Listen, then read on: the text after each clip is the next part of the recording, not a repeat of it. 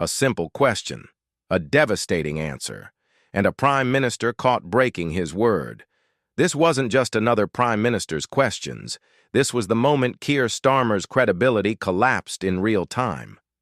Kemi Badenoch asked one straightforward question about Labour's manifesto tax promises. What followed was political demolition so complete that even Labour backbenchers couldn't defend it. The question was direct. Labour's manifesto promised not to increase income tax, national insurance, or VAT. Does the Prime Minister still stand by those promises? Simple yes or no. 4 months ago, when Badenoch asked this exact question word for word, Starmer replied with one word, yes, then sat down with a smug grin. Today, everything changed. Starmer stammered through deflections, talked about retail sales and inflation, mentioned the stock market, said the budget would reveal plans, everything except answering the question he'd answered confidently months earlier. The contrast was brutal. Confident yes in July, evasive rambling in November. That tells you everything about what's coming. Badenoch didn't let him escape. She highlighted the contradiction perfectly. Same question, different answer. What changed in 4 months? The answer is obvious. Labour is preparing to break every tax promise they made, and Starmer knows defending those broken promises is impossible, so he doesn't even try. The manifesto commitments were explicit: no increase to income tax rates, no increase to national insurance rates, no increase to VAT. Those weren't vague aspirations. They were specific pledges voters relied on when making decisions. Labour won partly on those promises. Now they're preparing to shatter them. Watch what happened when pressed. Starmer claimed no prime minister or chancellor sets out budget plans in advance, but he did exactly that 4 months ago with his confident yes. He's already broken his own rule. The contradiction exposes the fundamental dishonesty. When the answer is convenient, he's direct. When it's inconvenient, suddenly conventions prevent answering. The economic justification Starmer offered makes it worse. He blamed conservative damage revealed in productivity reviews. But those reviews existed before the election, before Labour made their tax promises. If the economic situation was genuinely as bad as he claims, why promise not to raise taxes at all? Either he knew and lied, or he didn't know and was incompetent. Neither option works. Badenoch connected this to the Chancellor's behavior. Rachel Reeves has spent weeks flying kites about potential tax rises, briefing journalists, creating market uncertainty, damaging business confidence. If Starmer truly believes prime ministers and chancellors don't discuss budget plans in advance, has he told his chancellor? Because she's doing exactly that. The discipline breakdown is obvious. The stamp duty exchange revealed Labour's economic incoherence. Conservatives voted to abolish stamp duty entirely, get young people on the housing ladder, stimulate the market, grow the economy. Labour voted against it. Even Angela Rayner, who resigned in disgrace for not paying stamp duty herself, voted to keep the tax. You can't make this up. Starmer's response showed his weakness. Why didn't conservatives abolish it in 14 years? That's not an answer. That's deflection. The question is what Labour will do now, what their economic plan is. Attacking conservative record doesn't substitute for having your own vision, especially when you're preparing to raise taxes you promised not to touch. The welfare spending offer exposed Labour's real priorities. Badenoch proposed working cross-party to cut welfare spending and get people back into work. A genuine attempt at cooperation on Britain's biggest fiscal challenge. Starmer refused. Not because it's bad policy, because his backbenchers won't tolerate it. He'd rather raise taxes on working people than upset the Labour left. That's the fundamental choice this government makes repeatedly. Tax workers or reform welfare. They choose taxing workers every time, not because it's economically sound, because it's politically easier for them. The people who pay the price are families already struggling with cost of living. but labor protects their political base instead. The trade deal deflection was particularly dishonest.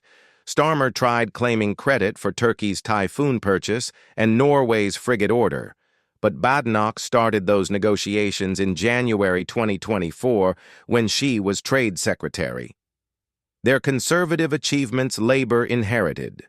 Taking credit for work you didn't do while breaking promises you actually made defines this government perfectly. The golden economic rule attack showed Starmer's desperation. Badenoch outlined $47 billion in savings, $23 billion from welfare reform specifically. Itemized, detailed, public. Starmer claimed it's unspecified cuts with no detail. That's simply false. The NU, embers are there. The breakdown is clear. He's lying because he can't defend his alternative of just taxing more. Then he made it worse. Said $47 billion in cuts would mean 85,000 fewer nurses or 234,000 fewer teachers. But that assumes every penny of savings comes from frontline services. The actual proposal targets welfare spending and government waste. He's deliberately misrepresenting conservative policy because honestly describing it would make it popular. The Employment Rights Bill exemplifies labor's economic illiteracy. £5 billion annual cost to businesses. Regulations that will destroy 93,000 jobs in year one, according to business groups. And for what? To satisfy trade unions who funded labor's election. Not to help workers, not to grow the economy, to pay back political debts with other people's jobs. Badenoch asked how Starmer can justify adding more burdens to struggling businesses. His response revealed everything. Deflected to growth figures, mentioned interest rate cuts that have nothing to do with government policy, attacked conservative record again, everything except addressing the actual question about his actual policy harming actual businesses. The pattern is now undeniable. Every difficult question gets the same treatment. Deflect to conservative failures. Claim credit for things labor didn't do. Attack the person asking questions. Never defend actual labor policies on their merits, because defending them honestly would expose how weak they are. This matters beyond parliamentary theater. Real families are watching this wondering if their taxes are about to rise despite explicit promises they wouldn't. Real businesses are delaying investment because they don't know what's coming. Real pensioners are terrified about winter fuel cuts and what else might follow. The uncertainty itself is economically damaging. Trust in politics depends on keeping promises. Not perfectly. Nobody expects that. But on the big commitments that define your election campaign. Tax promises are exactly that. When you explicitly promise not to raise major taxes, then raise them anyway. You've broken the fundamental contract with voters. That's not spin. That's betrayal. The political consequences will be severe. Labor won partly because voters wanted change from conservative chaos. They wanted competence. Consequences will be severe. Labor won partly because voters wanted change from conservative chaos. They wanted competence, honesty, a government that keeps its word. Instead, they're getting broken promises before the first year is even finished. That's not teething problems. That's fundamental dishonesty about who labor actually are. What made Badenoch's questioning so devastating wasn't aggression. It was precision. She didn't make wild accusations. She quoted labor's own manifesto, asked if Starmer stands by what he put in writing, highlighted the difference between his confident answer months ago and his evasive rambling today. Let the contradiction speak for itself. That's why Starmer couldn't mount an effective defense. You can't spin your way out of your own written commitments. You can't deflect from questions about promises you made personally. You can't blame conservatives for labor manifesto pledges voters relied on. The dishonesty is too obvious. The economic argument doesn't rescue him either. If the fiscal situation is truly dire enough to require breaking tax promises, why not be honest about it? Come to Parliament, lay out the numbers, explain why circumstances changed, ask for understanding. Instead, labor is sneaking toward tax rises while pretending manifesto commitments still apply. That's cowardice. The comparison to previous governments is instructive. When economic crises forced difficult decisions, honest leaders explained them, took political damage, but maintained credibility by being truthful. Starmer wants to avoid political damage by hiding the truth until after it's too late. That's not leadership. That's manipulation. This exchange crystallized what many voters suspected. Labor's manifesto was a marketing document designed to win power, not a serious plan they intended to follow. They promised low taxes because it polled well. Now they're raising taxes because that's what they always planned. The promises were disposable. The socialist instincts are permanent.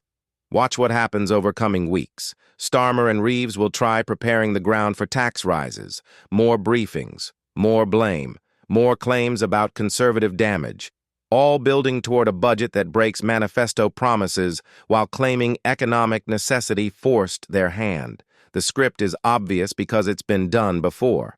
The question for voters is whether they accept that explanation, whether they believe Labor genuinely had no choice, or whether they recognize this was always the plan.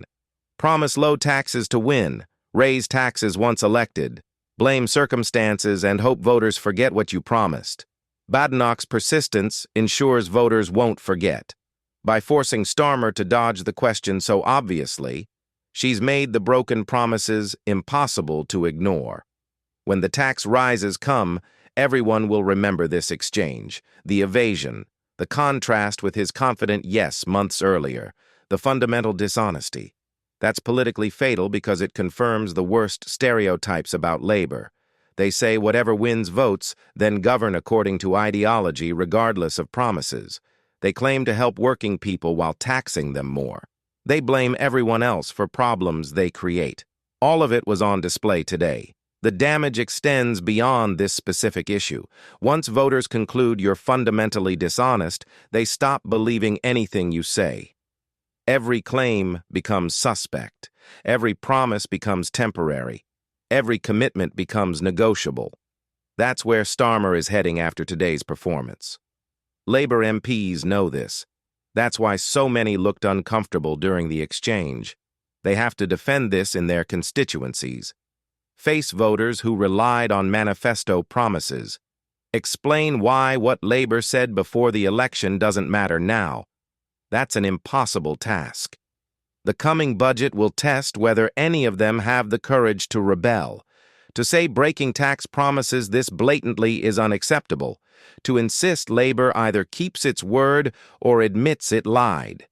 Early signs suggest most will fall in line, but the political price will be paid eventually, because voters notice when promises break, especially promises this central, especially breaks this quick, especially when the dishonesty is this obvious.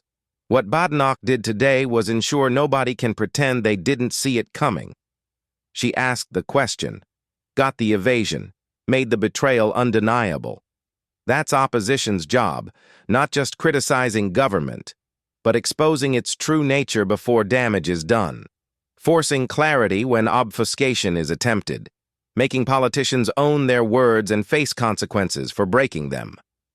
Today, Kemi Badenoch did that job perfectly. She asked one simple question. Starmer's inability to answer it honestly told voters everything they need to know about what's coming, and why they should never trust Labor's promises again.